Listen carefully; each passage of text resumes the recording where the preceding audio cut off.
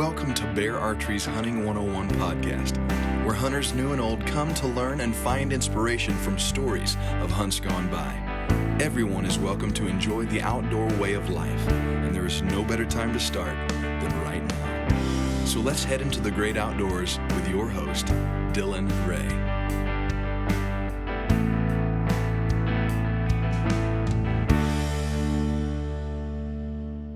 All right, guys, welcome to Bear Archery's Hunting 101 podcast, now presented by ScentLok, which is a pretty big change to take place. And our hope is to, in the very near future, hopefully in the next couple weeks, have Steve from ScentLok on and Alec to talk about kind of the joint effort between ScentLok and Bear.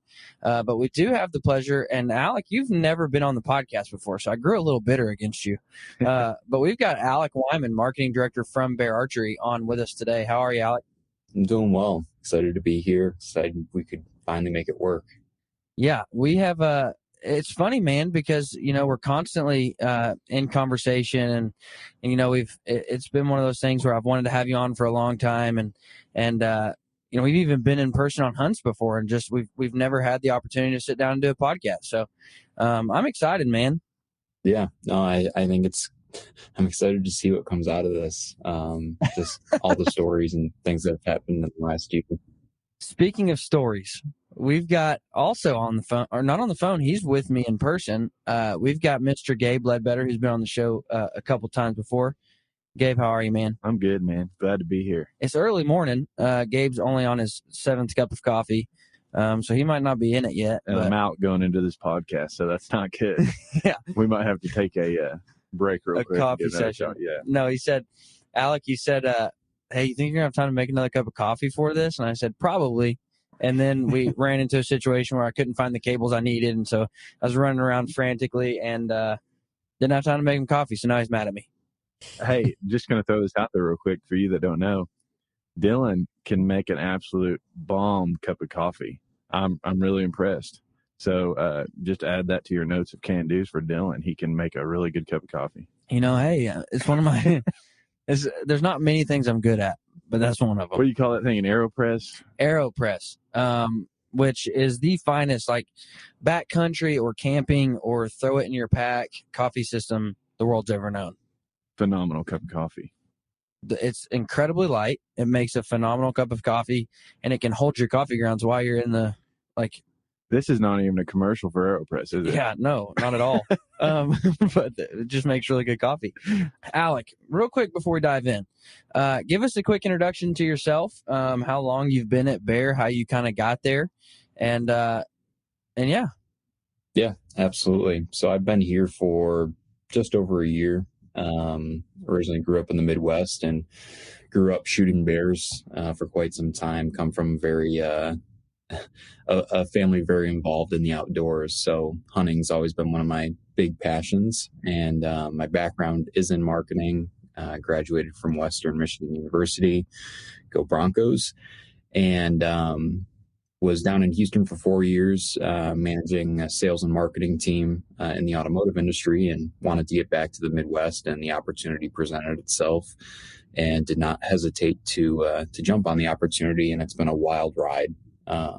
Dylan, we've had the pleasure of working pretty close together. So you're very familiar with all the events and growth the brands have seen in the last couple of years. But it's been a great 2020 and then now 2021 for all the brands, which kind of all fall under my role. So I handle the marketing and all aspects for Bear Archery, Cajun bow fishing, Trophy Ridge, Sick broadheads, and Rocket broadheads. And might I just say, but before we really dive into this, I want to make something very, very clear and apparent. And that is that this podcast will still be a Bear Archery podcast. But ScentLok has been a long friend of me personally, of the show, and of Bear Archery. And so we just kind of felt it a really good fit. And they have stepped up in a big way to help present this podcast. And so, Alec, what is that really quick before we dive in? And again, I really want to have Steve on to dive into this deeper. But what does that relationship with Bear and ScentLok actually look like and mean to each company? Well, the brands just from the get-go align so perfectly, whether it comes to content or even more importantly, consumer. The hunter or huntress that's buying one of our bear bows, a lot of them fall into the same market that Steve and his brands, Blocker and ScentLok, are marketing to as well. So it's cool for Steve and I to be able to work together on a lot of joint partnerships and campaigns over the course of the season. Yeah, so the partnership just makes sense on all levels. From a marketing standpoint, especially, Steve and I are able to collaborate because we have so many shared partners within the industry. And then also when we're looking for content or a new opportunity presents itself, it's whether it's myself presenting it to Steve or Steve presenting a new opportunity to one of our brands. It's just so much more efficient, and the entire team over at Nexus and ScentLok and Blocker is just the best that you could possibly ask for. Yeah, no, I tell, anybody I talk with about, the companies that I get to work with and help represent, Bear Archery and ScentLok are at the top of those two lists. And bar none, just the greatest companies in the world to work with. I second that. Absolutely. Outside of what you guys do for the industry and conservation and getting kids involved in the outdoors, whatever that might be, just in terms of ease to work with and phenomenal guys to deal with, it's Bear and ScentLok, or Bear and Nexus, I should say. So I'm incredibly excited to have ScentLok step up and be the title sponsor of the podcast, because they are, and they've long since been that for me, just a great company to work with, and I know they've been that for Bear. So couldn't think of a better fit, and I'm excited to have those guys on board with us. I agree. I think it's just another example of a perfect opportunity for the brands to work together, and I'm excited to see where it goes. Yeah. Now, before we jump in, because this, like Alec said, this is going to be a fun episode. I can already tell you that. Let me give a quick shout out to our friends over at Selway. They make the finest quivers for any traditional bow that you could possibly imagine. And they have their Grayling quiver, which is made to look like Fredbear's quiver. And it's that old school green with the old school Bear logo, and just a phenomenal quiver. So go check out Selway Archery for all of their quivers, because they're phenomenal. So, Alec, I've got a question for you. So Gabe was present for this one. Me and Gabe and Alec and a couple other buddies were in South Texas hunting, and Alec had a pretty unique whitetail story. And it's probably been mentioned on the podcast before, and but I just don't want to tell your story for you. So you shot a pretty nice whitetail down in Texas, but something pretty awesome happened afterwards.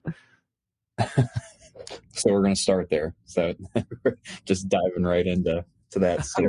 Let's just jump right into this thing. Go right to all the good stuff. We're not wasting any time here, Alec.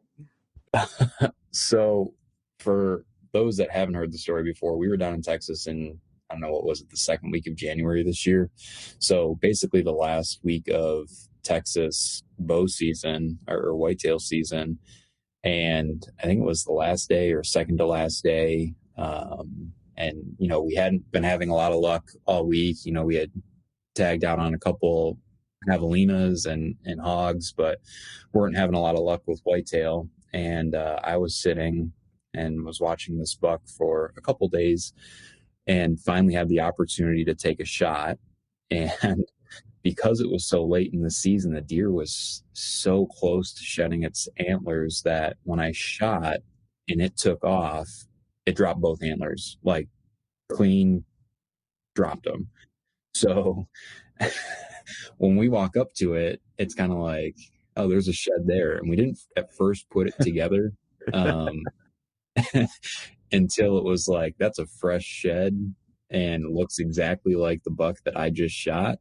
And then you walk up to the deer and it's like, there's a doe laying on the ground in front of you. But it was just such a surreal experience. And what made this more entertaining, let me jump in right there, is everybody loves Alec, and we're on that trip, and it becomes very apparent very quick that it's been a lifetime dream for Alec to kill a Texas whitetail.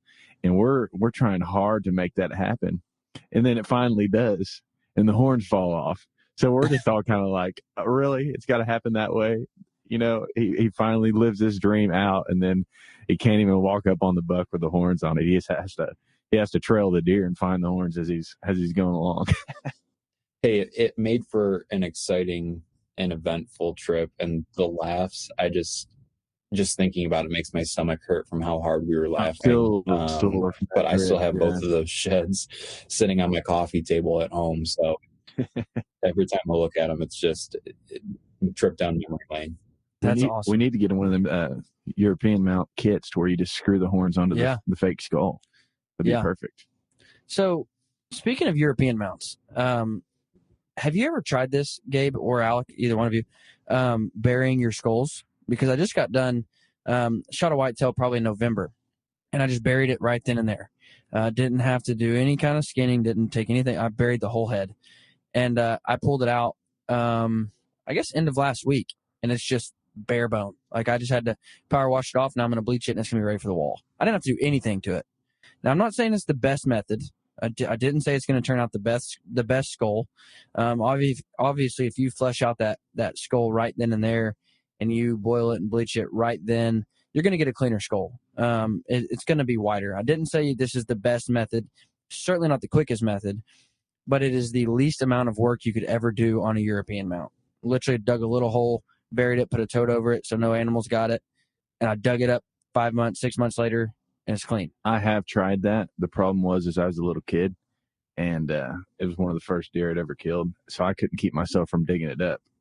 So I just dig it up so often that I guess it never worked. But I need to try that again because I've heard a lot of good stuff about that.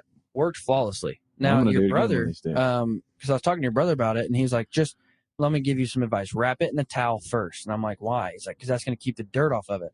Won't keep the bugs and everything off of it from eating the flesh, but it'll keep the dirt off of it, and you'll get a wider skull. And sure enough, man, when I pulled that out, the towel and everything just flaked right off of that, and I've got a skull.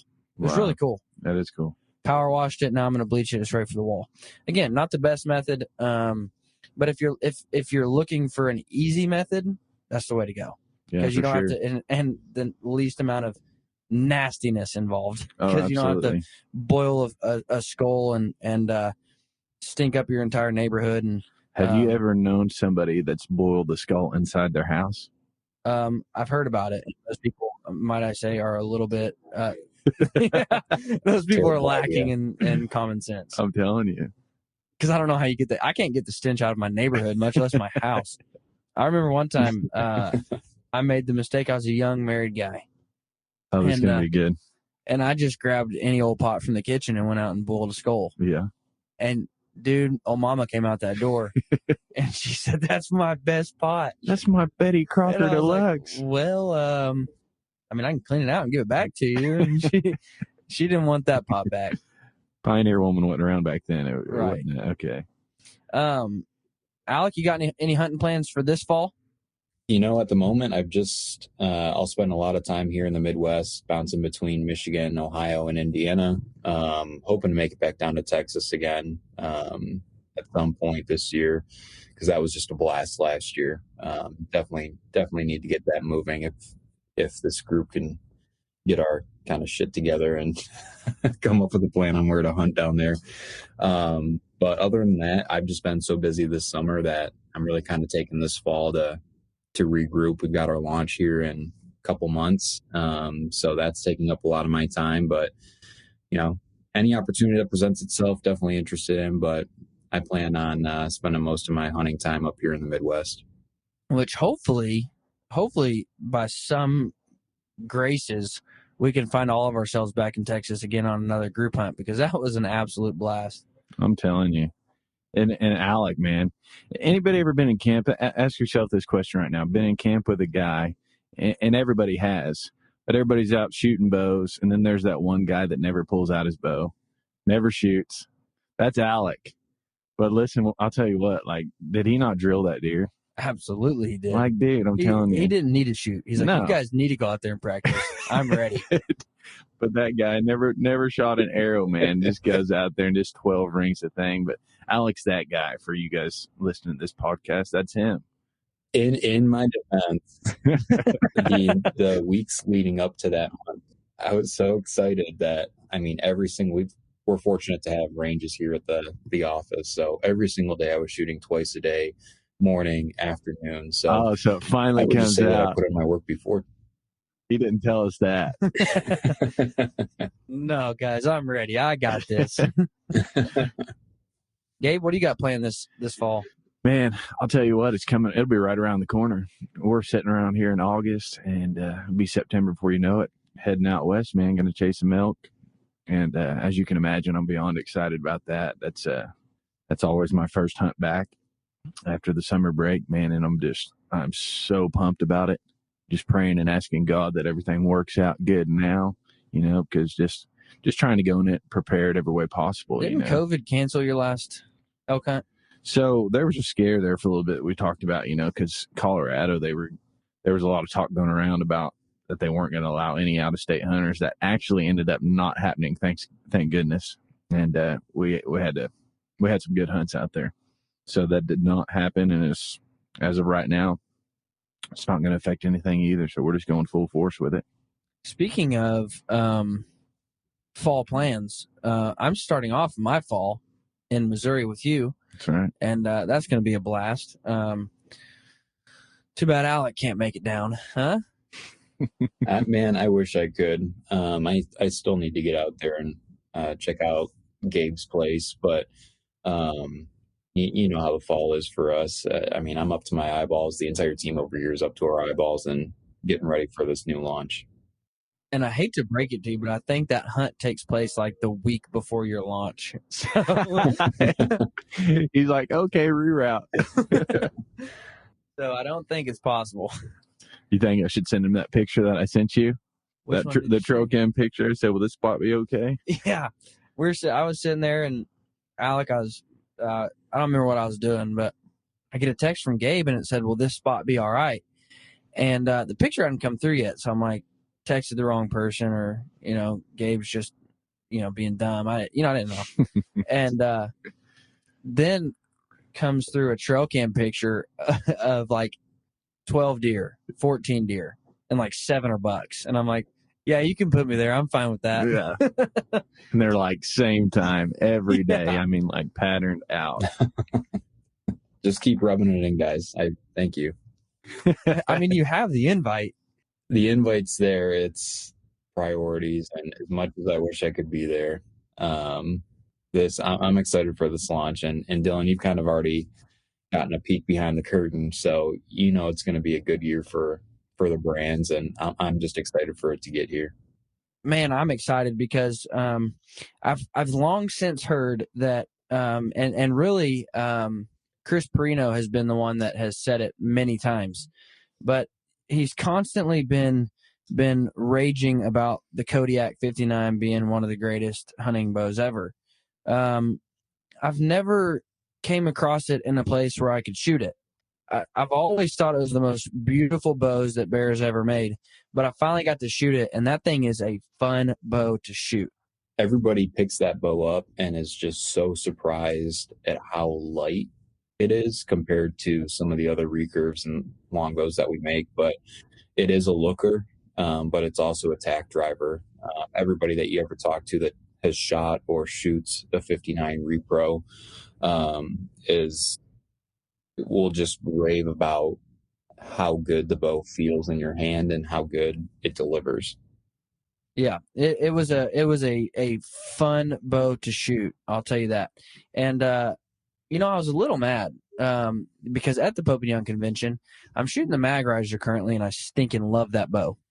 And at Pope and Young, they had I am shooting the Fredbear camo, and they had one of the green risers on auction. And not just a riser, they had one of the green bows on auction, limbs and everything with it. And Chrissy was getting mad at me because I was bidding on it. And she's like, Dylan, you already have that exact bow. And I'm like, but I don't have it in green. And so I'm bidding on that bow, and I'm texting Alec, and I'm like, why in the crap am I buying a Bear bow right now, from the Pope and Young convention?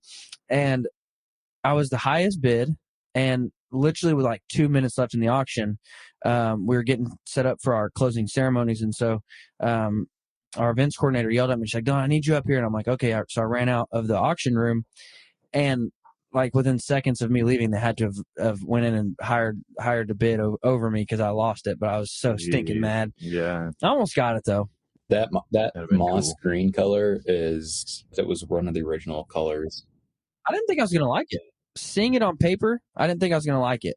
And then I saw it at that convention, and I'm like, I'm bidding on it. Yeah, it's cool. So you see a lot of guys. Obviously, the Fredbear camo looks just killer, and it does really well. But that moss green, having that nostalgia and being one of the original colors that the original Mag Riser was offered in, you see a lot of guys that have, or at one point owned an original Mag Riser, going for that moss green. Now, what bow are you shooting currently, Alec? So I've got several setups that changes daily. I'm shooting a Redemption, which is what I took to Texas, in Fredbear camo. And then I've also got a legit, just a black Shadow legit, with some upgraded accessories on it that I love to shoot just because it's so light and nimble. And then on the traditional side, I've got a 50th anniversary B handle with 3 limbs and a Super Grizzly. Gabe, what are you shooting? I'm a Redemption EKO, man. And you're running a Super Kodiak or just a Kodiak? Super Kodiak. I love that thing. How much? No, I'm just kidding. Gabe here, Gabe's the kind of guy that makes you mad. Because I was talking to him the other day, and he's like, yeah, I haven't shot my recurve in like 5 months. And I'm like, well, you're pathetic. I don't even want to talk to you anymore. And then this morning, before we were recording, we went out to shoot just a bit, and he picked up my Mag Riser and was just drilling the target. And I'm like, I hate you, dude. Like, you're the kind of guy that doesn't shoot for a year, and then you're just ready to go somehow. Man, sometimes it's hard being that way, but I just, it's my just got to roll bear, it, man. I'm telling you, dude. Telling you. No, I'm excited for this fall. It's my first fall attacking it with a recurve, and I've got Missouri planned with Gabe, and I've got Oklahoma planned with Liberty Ranch Outfitters. I've got Kansas, of course, and then I'm gonna go hunt with our good buddy Jared down in southern Oklahoma. That's gonna be a good time. Love Jared, man. That's an awesome place down there. Yeah, I've never deer hunted with him. We've always hog hunted with him. Never deer hunted with him, but I'm excited because I think it'll be fun. Oh, it'll be good. I mean, he's good at what he does. Yeah, no, he is, and some things are working out for it to look like he's going to be able to spend more time out there with me and just have a good time hunting together. And so that's going to be a good time. And then hopefully we all get to reconvene in Texas at some point. I'm down, We man. need to, guys. Like, that's like top of my list. We need to. I can't wait to shoot bows with Alec just sitting there watching us again. He's kind of like you. He don't need the practice. Yeah. No, Alec, I'm glad you feel that way, man, because that Texas trip has been a tradition for us as a group for what, 3 years? Several years now. 3 or 4 years, maybe? Yeah. Well, before it was Oklahoma. Before we went with Jared to Oklahoma, and then it turned into Texas. So really, we've had that annual trip for maybe 5 years, but it's been Oklahoma or Texas for 3, I think. Yeah. Pope Brothers, man. I love them people down there. Yeah, they're great. And Clay and Miss Holly, man, that's such a good time. And it's been one of the highlights of my year for going on 4 years now. So I'm glad that you feel that way, Alec, and I'm glad that it was a good time for you, even though you shot a detachable antler. Don't forget about the 18-hour ride down there and back and in one shot. God, everything about that trip was it was an adventure from the minute we pulled out of your driveway. I don't even want to hear about the trip because you got out of it was an 18-hour drive one way, and then you got right in your car and drove all the way back home that same day. And I'm like, there ain't no way I could do that. Don't forget the debate about Whataburger versus In-N-Out, man. I'm still fired up about that because I'm an In-N-Out guy, hardcore. I was down in Texas 2 days ago. I texted Dylan a picture. So there's a 4x4 that's not even on the menu. And I downed 2 of those things, and I sent it to Dylan. Man, It's an 8x8. That's right, dude. That's right. And a couple of these guys in the group are all about Whataburger, and I just don't understand that. Maybe you guys could give us some more insight on that. I did.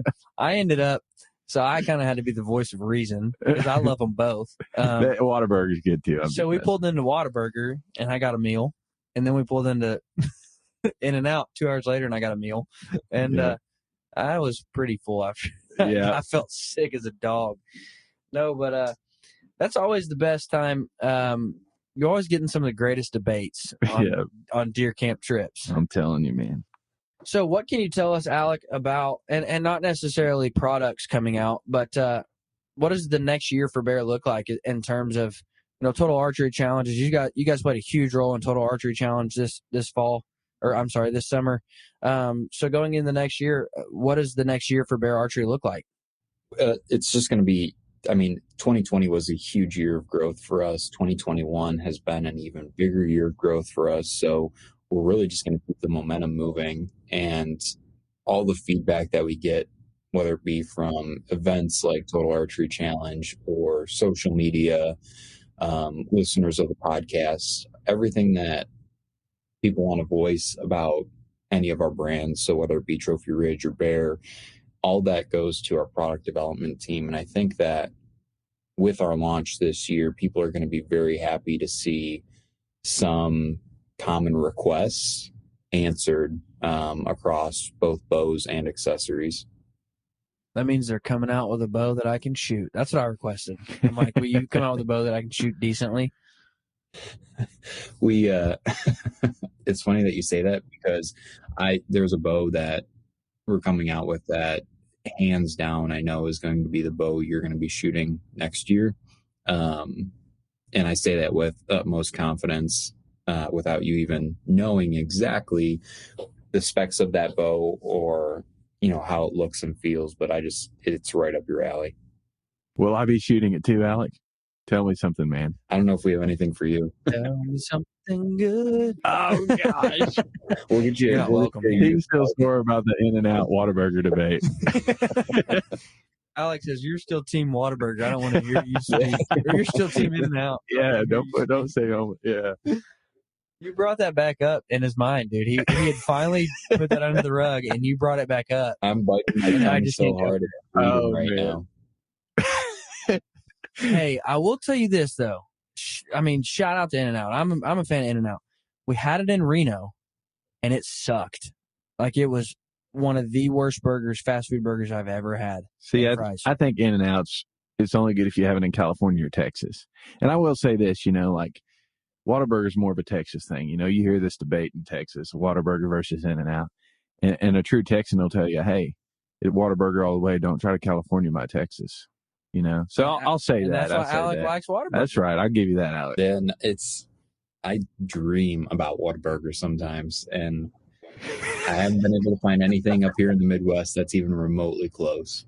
Wait a minute. What is this podcast all about anymore? I don't know. We're talking food, man. I'm getting hungry. We're trying to get Whataburger or In-N-Out on the show as a sponsor. Yes. Speaking of food, we'll stay on the topic of food, but let's switch it to wild game. I recently discovered, and I don't even know if I've showed you this yet, and being such a foodie, I've got to show it to you. I discovered Rebel 6 rubs, and there's 9 different rubs, all designed, each one specifically for a species. So you've got like a sweet bear rub, a spicy whitetail, a Midwestern fish. Just all these different rubs built for different species. You are kind of you're one of those guys that's not great at cooking, but you like to do it. No, I'm just kidding. Me and Alec both got to enjoy your cooking in Texas, and you could throw down. Thanks, man. So what is one of your favorite wild game dishes to make? So, man, I love elk above all. That's like my thing. But I grew up cooking whitetail, that's where I kind of got my start for just like campfire cooking and stuff. And a quick recipe, man, it's just that'll change your life. I'm just going to be honest with you, because everybody's got a backstrap. Take a backstrap and fillet that thing open. I don't have an elk backstrap.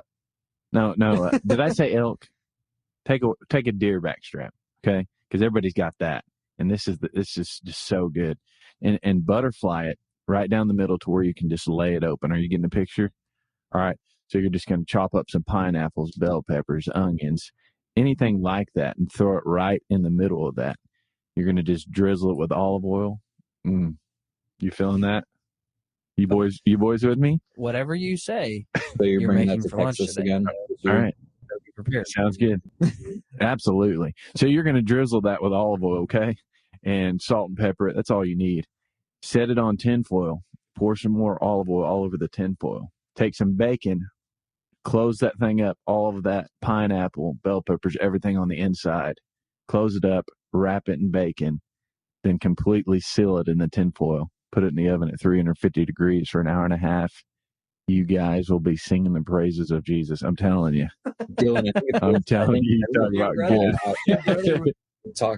We were talking about Steve earlier, but now that we're on the topic of food, like that man, That guy's a foodie. call him like Chef Boyardee or Emerald, or he can really throw down when it comes to cooking. Yeah, he's the real deal. I'm just like your camp chef guy that, like, hey, give me some salt and pepper. I want to make something really good. That guy right there, he's like, I'm about to make a souffle that you've never tasted, nothing like that. He's a real chef. Like, I'm just a campfire guy. But you're right, dude.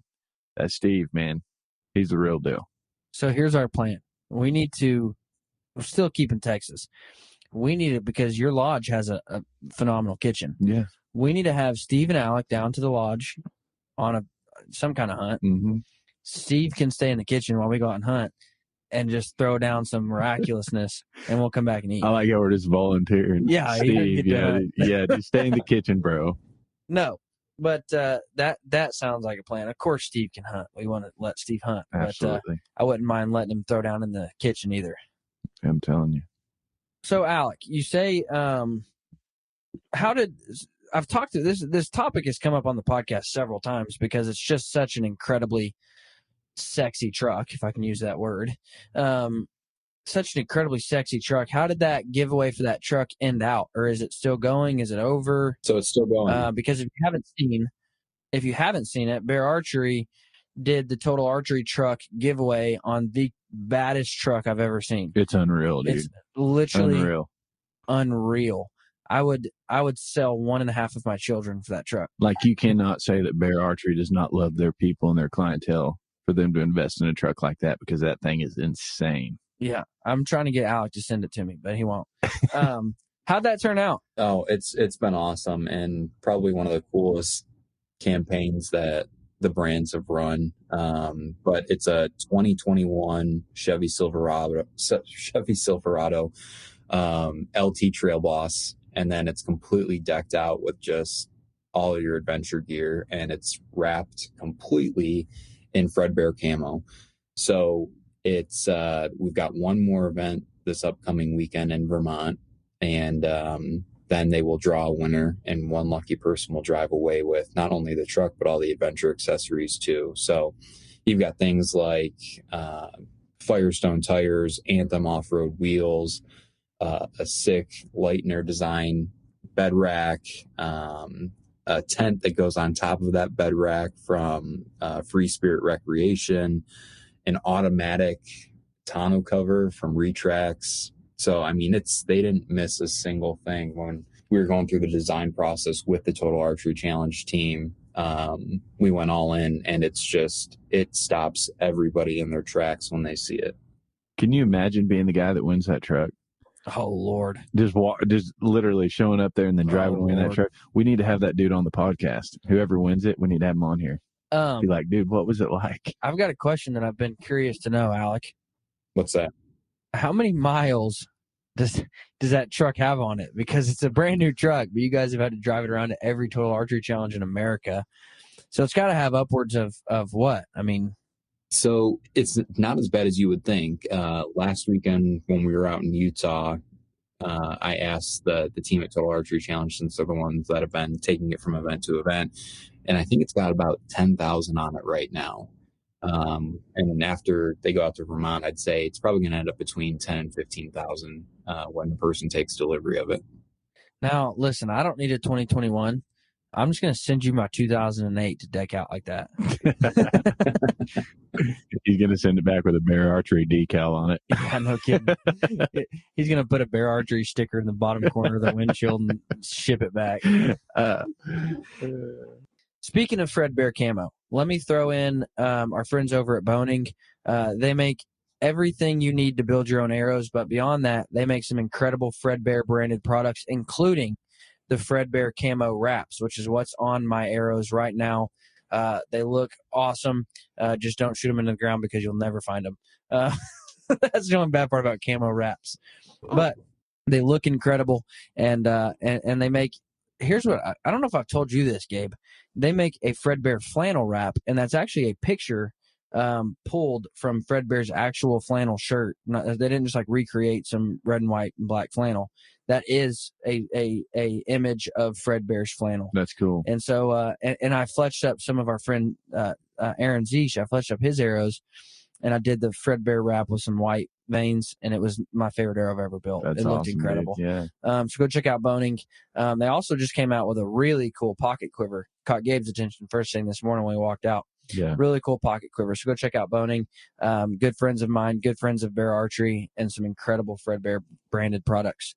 Before we go, gentlemen, you each got to share with me a field note you've learned over the years, or just a tip that I can take and put in my back pocket, and that'll make me a better sportsman. Go ahead. We'll start with Gabe. Man, I always say this, but if it's the same one you've given before, you got to give another one. Man, I'm trying to. Do I always get to play the wind? Yes, every time. Okay, so if I always get to play the wind, because I just feel like that's the most important, I would say this. Just know your property, know what you're going in there. Put your trail cameras out.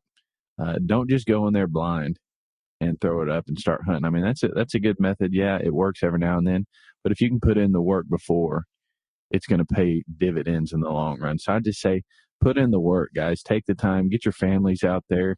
Take your wife with you. If your wife acts like she doesn't want to do anything in the woods, she's just wanting you to ask her again. That's all that means. No, I don't think it is. No, I'm telling you.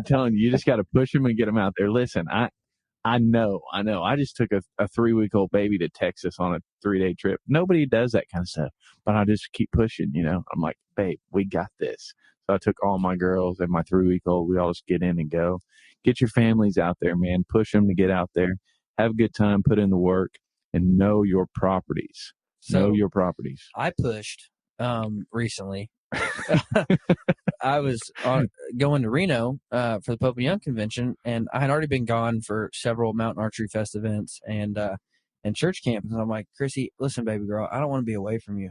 Will you come with me? And no, Dylan, you'll be working, you'll be busy. I'm like, Chrissy, will you please come with me?